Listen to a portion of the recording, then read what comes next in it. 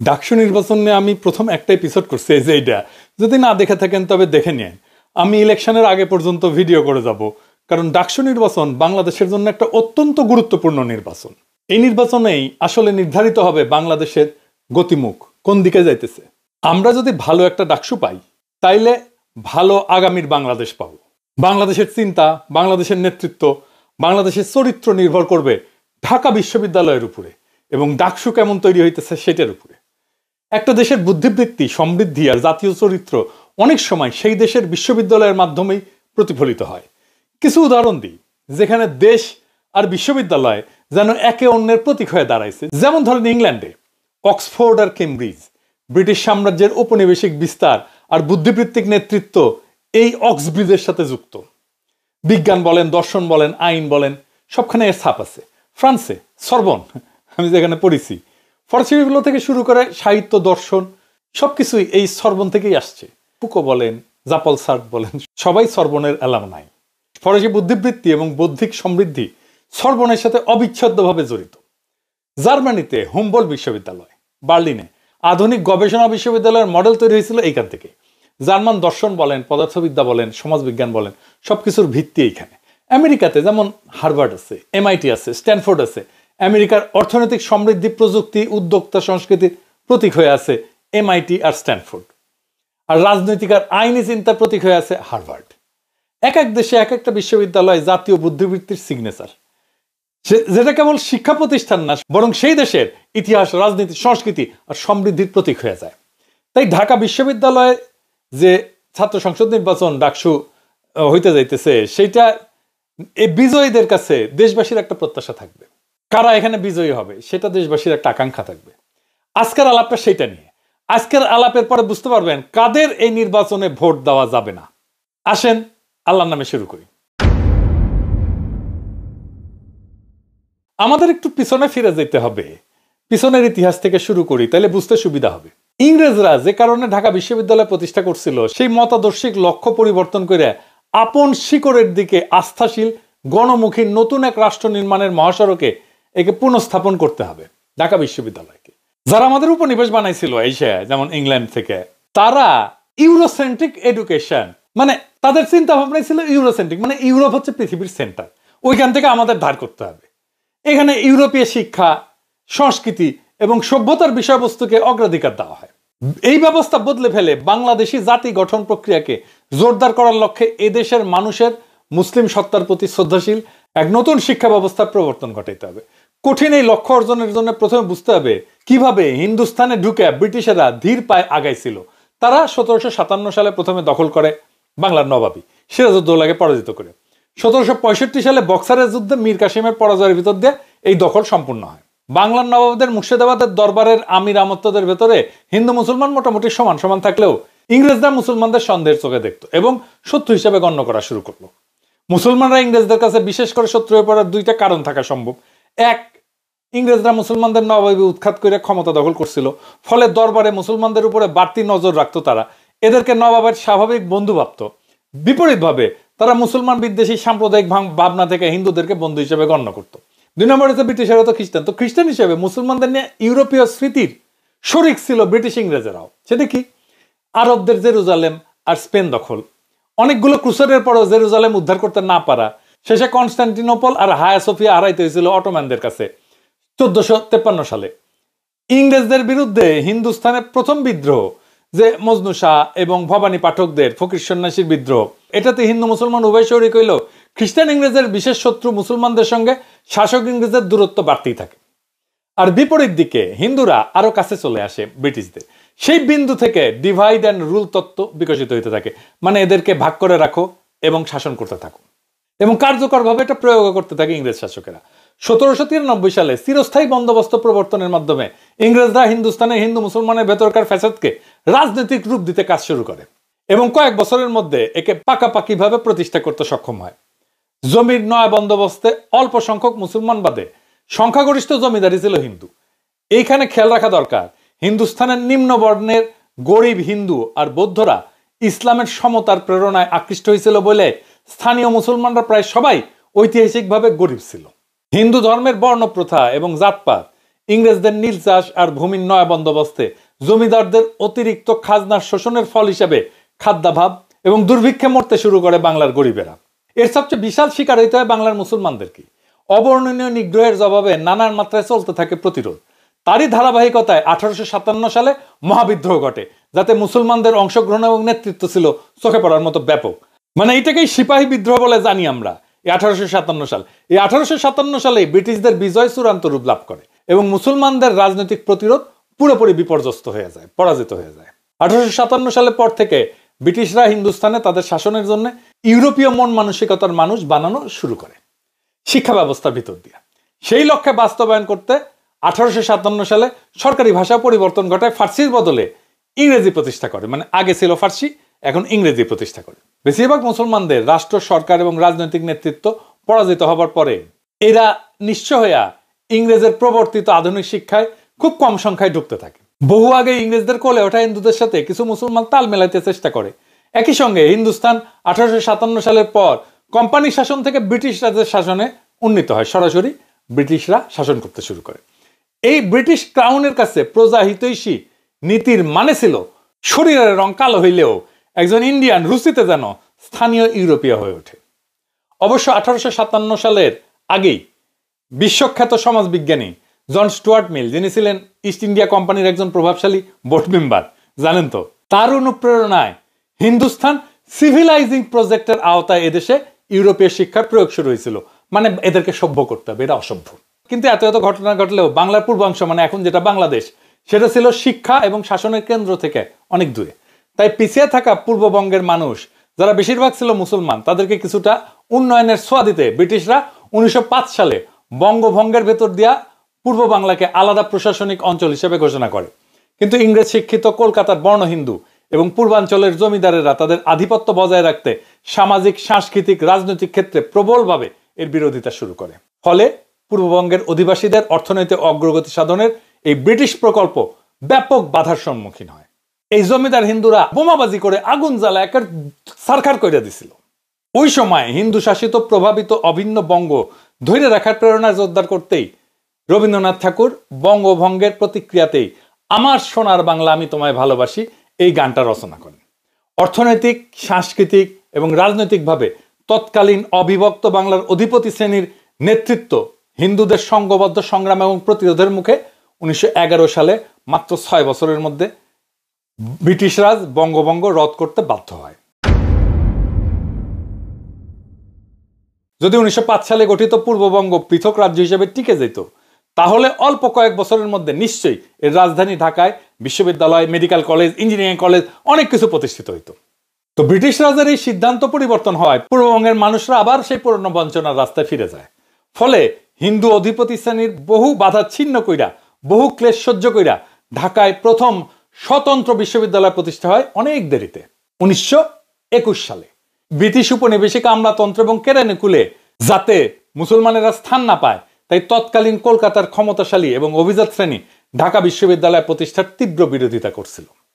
তবে সমস্ত প্রতিকূলতা উপেক্ষা কইরা 1921 সালে ঢাকা বিশ্ববিদ্যালয় প্রতিষ্ঠিত হয়। এর ফলে পূর্ব বাংলার মুসলিমদের ভাগ্য উন্নয়নের যে নতুন সুযোগ সৃষ্টি হয়েছিল, এতে কোনো সন্দেহ নাই।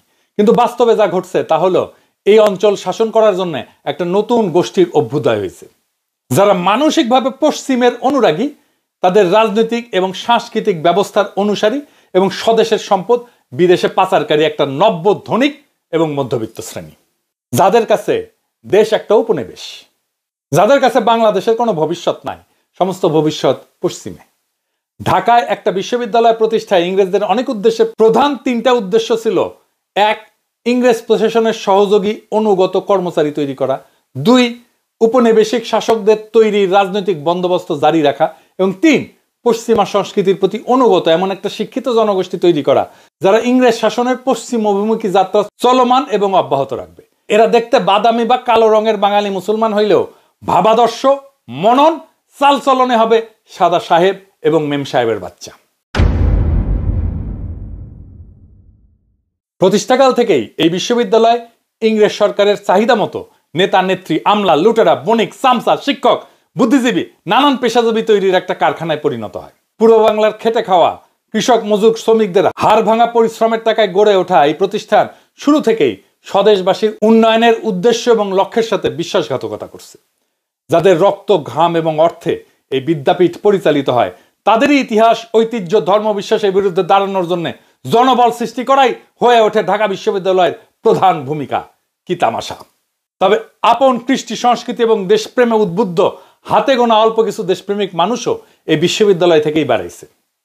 ভাবাদর্শগত ঝোঁকের কারণে এই শিক্ষা প্রতিষ্ঠানের শিক্ষক শিক্ষার্থীরা নিজেদের অজান্তেই এখনো ইংরেজ উপনিবেশিক সংস্কৃতি দিয়ে আচ্ছন্ন হয়ে আছে। 47-এর দেশ স্বাধীনের 78 বছর পরেও এখনো তারা ব্রিটিশ রাজের রাজধানী কলকাতাকেই কেন্দ্র মনে করে তাদের। কালের বিবর্তনে কলকাতা ইন্ডিয়ার একটা পরিত্যক্ত স্মৃতিতে পরিণত হইলেও তাকেই মানদণ্ড ধরে এবং অনুসরণ করে এরা তথাকথিত উচ্চস্তরে উন্নীত হওয়ার চেষ্টা চালায়। লোভের এই লক্ষ্যস্থল কলকাতায় তাদেরকে ক্রমশ মুসলিম বিদ্বেষী করে তোলে। এর চূড়ান্ত পরিণামে পশ্চিমী তাদের ক্যাবলায় পরিণত হয়। ঢাকা বিশ্ববিদ্যালয়ের শিক্ষাক্রমে উত্তীর্ণরা এখনো ইংরেজদের তৈরি সেই সিস্টেম বা ব্যবস্থাকে অনুসরণ করে চলতেছে। এখনকার জ্ঞান উৎপাদনের সিলসিলা পুরোপুরি পশ্চিম কেন্দ্রিক, যেটাকে ইংরেজিতে বলে ইউরোসেন্ট্রিক। আর এই প্রতিষ্ঠানের শিক্ষার্থীদের প্রধান স্বপ্ন হলো ইংরেজদের তৈরি করে রেখে যাওয়া রাজনীতি, প্রশাসন এবং নানা পেশায় প্রবেশ করে ঘুষ, দুর্নীতির মাধ্যমে অঢেল সম্পত্তির মালিক হওয়া এবং সুযোগ পেলে অথবা প্রজন্ম পরবর্তীকালে তার অবৈধভাবে অর্জিত সম্পদ ইউরোপ বা উত্তর আমেরিকায় পাচার করা। 1947 সালে ইংরেজ এবং 1971 সালে পাকিস্তানের শাসন থেকে দুইবার আজাদি লাভের পরেও এই বিশ্ববিদ্যালয়ের আদর্শগত অভিমুখের বা ক্যাবলার কোনো পরিবর্তন ঘটেনি। এইটা এখনো নিজ দেশের ভিত্তিমূলের দিকে ঘুরে তাকায়নি। উপরন্ত দিনের পর দিন এর শিক্ষক এবং শিক্ষার্থীদের মান দুটেই অধঃপতিত হয়েছে। এর ফলে এখান থেকে স্বদেশের প্রতি বৈরী, খুবই নিম্নমানের বিকৃত মানসিকতার একদল লোক তৈরি হয়েছে এবং হচ্ছে। এমন একটা পরিস্থিতির মধ্যে আমরা এই রাষ্ট্রের সবচেয়ে বড় বিনিয়োগ আছে যে বিশ্ববিদ্যালয়, তাকে ছাইড়া দিতে পারি না। এর অভিমুখ অবশ্যই বদলায় দিয়া একে দেশ গড়ার সঠিক পথে স্থাপন করতে হবে। ঢাকা বিশ্ববিদ্যালয়ের বাংলা বিভাগের প্রথিতযশা অধ্যাপক মরহুম আহমেদ শরীফ ঢাকা বিশ্ববিদ্যালয়ের শিক্ষকতা জীবনের অভিজ্ঞতা এবং রাজনৈতিক হস্তক্ষেপ, সহকর্মীদের মধ্যে নীতিহীনতা এবং সামগ্রিকভাবে জ্ঞান চর্চার পরিবেশের অধঃপতনের বিস্তারিত এবং কঠোর চিত্র তুলে ধরে বিভিন্ন সময় লেখা, সাক্ষাৎকার, বক্তব্য ব্যাপক সমালোচনা করছেন। তিনি বলতেন, এখন ঢাকা বিশ্ববিদ্যালয়ের নীতি বলে কিছু নাই, আছে শুধু স্বার্থ। এখানে শিক্ষকতা পেশাটা নৈতিক ও বুদ্ধিবৃত্তিকভাবে দেউলিয়া হয়ে পড়ছে। মনীষী আহমেদ ছফা তার ধ্বস্ত বিধ্বস্ত বিশ্ববিদ্যালয় প্রবন্ধে বাংলাদেশের শিক্ষা ব্যবস্থা, বিশেষ করে ঢাকা বিশ্ববিদ্যালয়ের এই বিবর্তনের কঠোর সমালোচনা করছেন। তিনি একে মুমূর্ষ, রুগ্ন প্রতিষ্ঠান হিসেবে আখ্যায়িত করছেন। 1995 সালে প্রকাশিত গাভী বৃত্তান্ত উপন্যাসে তিনি এই বিশ্ববিদ্যালয়ের শিক্ষক রাজনীতির নোংরা জটিল চিত্র তুলে ধরছেন। এখানে উপাচার্য পদ সহ অন্যান্য পদের জন্য শিক্ষকদের মধ্যে যে ধরনের নৈতিক স্খলন, রাজনৈতিক আনুগত্য এবং ক্ষমতার জন্য কারাগারি দেখা যায়, এর হীনমান এবং রুচিশূন্যতার বর্ণনা মেলে তার ওই গাভী বৃত্তান্তে। এর মাধ্যমে তিনি দেখাইছেন কিভাবে প্রগতিশীল এবং অসাম্প্রদায়িক মতাদর্শের কথা বলতে বলতে এই শিক্ষায়তনকে একটা বন্ধা, নিষ্ফলা, অকেজো প্রতিষ্ঠানে পরিণত করা হয়েছে। আহমেদ ছফা বহু আগেই 1975 সালে যে নোংরা এবং লজ্জাজনক রাজনীতির সমালোচনা করছিলেন তা এখনো বিদ্যমান এবং চলমান আছে। তার মতে ঢাকা বিশ্ববিদ্যালয় এখন জ্ঞান বিতরণের কেন্দ্র না, বরং ক্ষমতা এবং সম্পদ আহরণের একটা লড়াইয়ের ক্ষেত্র। দার্শনিক চিন্তক কবি ফরাদ মাজার তার বিভিন্ন লেখায় এবং বক্তৃতায় বলছেন যে ঢাকা বিশ্ববিদ্যালয় মরে গেছে। এটা এখন মরচে পড়া দপ্তরি ব্যবস্থা, যেখান থেকে বছর শেষে কিছু সনদ বিতরণ ছাড়া আর কিছু হয় না। এর সাথে জ্ঞান বিজ্ঞান বা শিক্ষার কোনো সম্পর্ক নাই। এটা ক্ষমতাসীন রাজনীতির বৌদ্ধিক দাস অথবা ইন্টেলেকচুয়াল স্লেভে পরিণত হয়েছে এবং এই প্রতিষ্ঠান থেকে সৃজনশীলতা বা মুক্ত চিন্তা আশা করা বৃথা। অধ্যাপক সলিমুল্লাহ খান তার বিভিন্ন প্রবন্ধ, নিবন্ধ ও বক্তব্যে ঢাকা বিশ্ববিদ্যালয়ের দুরবস্থার কথা তুলে ধরছেন। তার মতে বাংলাদেশ প্রতিষ্ঠার পর গণতন্ত্রায়নের নামে দেশের সবচেয়ে গুরুত্বপূর্ণ এই উচ্চ শিক্ষা প্রতিষ্ঠানকে একটা উর্বর, ফলনশীল এবং কার্যকর বিশ্ববিদ্যালয় হিসেবে বিকশিত হয়ে না দিয়ে পুরোপুরি ধ্বংস করা হয়েছে। এখন এখানে কোনো শিক্ষা, গবেষণা, জ্ঞান বিজ্ঞান এই সমস্ত একাডেমিক কাজকর্ম আর হয় না। ডাকসু নির্বাচনে বিভিন্ন শিক্ষার্থী সংগঠনের ইশতেহার যে কর্মসূচি বা দাবি দেওয়া থাকা উচিত বলে আমি মনে করি, সেটা নিয়ে আমি কিছু আলাপ করছিলাম। আজকে আমি খুব স্পষ্টভাবে বলতে চাই কয়েকটা দফার কথা। 1 নাম্বার, ঢাকা বিশ্ববিদ্যালয়ের শিক্ষা জ্ঞান চর্চার অভিমুখ স্বদেশ এবং আপন ধর্ম, ঐতিহ্য এবং শিক্ষার সাথে সামঞ্জস্যপূর্ণ করে বাংলাদেশি জাতীয়তাবাদী ধারায় নতুন করে গড়ে তুলতে হবে। 2 নাম্বার, দেশের সবচেয়ে গুরুত্বপূর্ণ শিক্ষাঙ্গনকে অবশ্যই আওয়ামী ফ্যাসিবাদ, ইন্ডিয়ান আধিপত্যবাদ এবং ইউরোপ কেন্দ্রিক উপনিবেশিক শিক্ষা ব্যবস্থা থেকে মুক্ত করতে হবে। 3 নাম্বার, বিশ্বের শীর্ষ বিশ্ববিদ্যালয়ের শিক্ষা কার্যক্রম, গবেষণা কর্ম এবং প্রশাসন যেভাবে পরিচালিত হয় সেই আঙ্গিকে নতুন বিধিবিধান, নীতিমালা প্রণয়ন করে ঢাকা বিশ্ববিদ্যালয়কে পুনর্গঠন করতে হবে। 4 নাম্বার, 1973 সালে হাসিনার বাপ মুজিব প্রবর্তিত বিশ্ববিদ্যালয় অধ্যাদেশ বাতিল করে এখানে শিক্ষকদের দলবাজি নিষিদ্ধ করতে হবে। ভোটের মাধ্যমে ভিসি, ডিন এবং বিভিন্ন পদে নিয়োগের প্রক্রিয়া বন্ধ করতে হবে। 5 নাম্বার, শিক্ষকদের যথেচ্ছাচার, অবিচার, ফাঁকিবাজি এই সমস্ত রোধে তাদের জন্য মূল্যায়ন বা রেটিং ব্যবস্থা চালু করতে হবে। শিক্ষার্থীদের মতামতের ভিত্তিতে শিক্ষকদের মূল্যায়ন ব্যবস্থা চালু করে তা সবার জন্য উন্মুক্ত করে দিতে হবে। পাশাপাশি সরকারি চাকরির মতো চিরস্থায়ী নিয়োগ পদ্ধতি থেকে বাইর হইয়া উচ্চ বেতনে মেয়াদ ভিত্তিক চুক্তিতে শিক্ষক নিয়োগ দিতে হবে। রেটিং অনুযায়ী শিক্ষকতার মান বিচার করে চুক্তি নবায়নের ব্যবস্থা চালু করতে হবে। এখানে আসবে সেরা শিক্ষকেরা, ভালো বেতনে, আমার চাকরি আছে কোনোদিন যাবে না, এটা হবে না। 6 নাম্বার, শিক্ষার্থী হিসাবে ভর্তির ক্ষেত্রে ঢাকা বিশ্ববিদ্যালয়ের শিক্ষক, কর্মকর্তা, কর্মচারীদের সন্তানদের জন্য পোষ্য কোটা এবং মুক্তিযোদ্ধার সন্তান এবং দৌহিত্রদের জন্য কোটা বাতিল করতে হবে। এই 6 দফা আদায়ের জন্য যারা সম্মত থাকবেন তারা ডাকসু নির্বাচনে তেমন সংগ্রামী প্রার্থীদেরকে ভোট দিয়ে জয়যুক্ত করবেন। আমি এরপর দিন ছাত্রছাত্রীদের শিক্ষা জীবনের সমস্যাগুলো নিয়ে আলোচনা করব, সেগুলো সমাধান বা সমস্যা লাঘবের জন্য করণীয় উল্লেখ করব। আর যে সমস্ত প্রার্থী এ সমস্ত আদায়ের জন্য আন্দোলন করবেন, সংগঠিত হবেন, তাদের পক্ষে ভোট চাইব। ঢাকা বিশ্ববিদ্যালয় শুধু একটা শিক্ষাঙ্গন না, এটা বাংলাদেশের ভবিষ্যতের প্রতীক, রাষ্ট্রের বুদ্ধিবৃত্তির কারখানা। তাই ডাকসু নির্বাচন কোনো সাধারণ নির্বাচন না, বরং আগামী দিনের বাংলাদেশ কেমন হবে তার পূর্বাভাস। আমরা যদি আজকের দিনে সঠিক নেতৃত্ব, সঠিক অভিমুখ আর সঠিক লক্ষ্যকে বেছে নিতে পারি, তবে আগামীর বাংলাদেশ হবে স্বাধীন চিন্তার, সমৃদ্ধির এবং মর্যাদার বাংলাদেশ। আজকের আলোচনা আপনাদের কাছে শুধু ইতিহাসের পাঠ না, আগামী দিনের শপথও। আমরা যদি চাই ঢাকা বিশ্ববিদ্যালয় আমাদের স্বপ্নের বাংলাদেশ গড়ুক, তবে ডাকসু নির্বাচনকে অবশ্যই সেই পরিবর্তনের হাতিয়ার বানাতে হবে। ভুল প্রার্থীকে ভোট দেওয়া মানে শুধু একটা পদ নষ্ট করা না, মানে পুরো জাতির দিকভ্রান্তি। আর সঠিক প্রার্থীকে ভোট দেওয়া মানে ভবিষ্যৎ প্রজন্মের জন্য সঠিক রাস্তা তৈরি করা। এবার সিদ্ধান্ত আমাদের, আমরা কি ইতিহাসের বোঝা টেনে নিয়ে যাব নাকি ইতিহাসের নতুন অধ্যায় লিখব। আমি আশা করি ঢাকা বিশ্ববিদ্যালয়ের ছাত্রছাত্রীরা ডাকসু নির্বাচনের মধ্য দিয়ে ইতিহাসের আর এক নতুন অধ্যায় লিখবে। ইনকিলাব জিন্দাবাদ।